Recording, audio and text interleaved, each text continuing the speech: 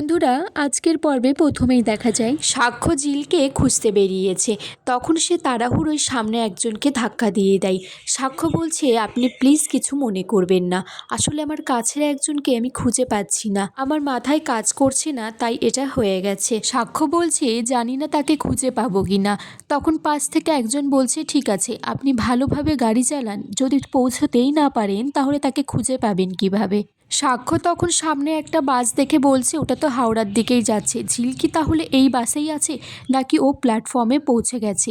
এত বড় প্ল্যাটফর্ম, ওকে আমি খুঁজবো কিভাবে? সাক্ষ্য ঝিলকে বাস থেকে নামতে দেখে বলে, ওই তো ঝিল, ভগবান তুমি আমার কথা রেখেছো, থ্যাংক ইউ। সাক্ষ্য বলছে, আমি আজ থেকে আমার জীবনটাকে বদলে দেব, এই দিনটাতে একটা ম্যাজিক হবে, ঈশ্বর আমি কথা দিলাম। সাক্ষ্য ঝিলকে পিছন থেকে ডাকলে ঝিল বলছে, কেউ আমাকে ঝিল বলে ডাকলো মনে হলো, কিন্তু যে আমাকে ডাকবে সে তো গায়ে হলুদের পর্ব শেষ করে সন্ধ্যার বিয়ের জন্য তৈরি হচ্ছে। ঝিল তখন সাক্ষ্যকে বলছে, তামাশার একটা লিমিট আছে, বিয়েতে আপনার বাড়িতে কাজ করব বলে আপনি কি আমাকে ঘাড় ধরে এখান থেকে নিতে এসেছেন নিশ্চয়ই?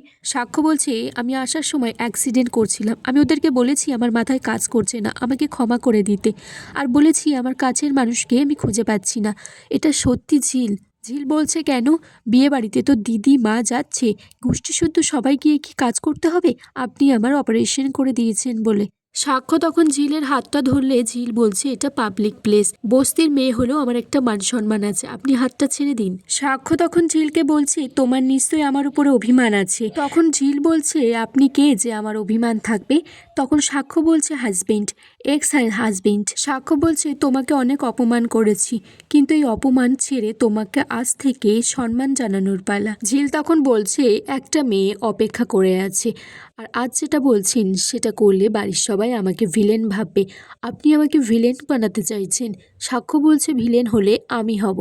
ঝিল তখন বলছে, আমাকে আর মাঝ রাস্তায় আটকাবেন না, আমার গাড়ি বেরিয়ে যাবে। সাক্ষ্য তখন নিজের গাড়িটা দেখিয়ে বলে, তোমার গাড়ি ওখানে। ঝিল সাক্ষ্য বলছে, আমাকে আজকে হারিয়ে যেতে দিও না, আমি হেরে যেতে পারি না। ঝিল তখন বলছে, আমি আপনাকে হারিয়ে দেওয়ার কে? সাক্ষ্য বলছে, ব্যাঙ্গালোর পৌঁছে যদি শুনতে পারো সাক্ষ্য বলে মানুষটাই আর পৃথিবীতে নেই, তোমার কি ভালো লাগবে? ঝিল তখন সাক্ষ্যর কলারটা ধরে চিৎকার করে বলে, লাগবে না, আমি বুঝতে পারছেন না? সাক্ষ্য তখন বলছে, বোকা মেয়ে কাঁদছে বলে পকেট থেকে রুমাল বার করে ঝিলের চোখে জল মুছিয়ে দেয়, আর বলছে, প্লিজ ঝিল, এই লগ্নটাকে নষ্ট হতে দিও না। এদিকে ঝিল আর সাক্ষ্য একসাথে ফিরছে।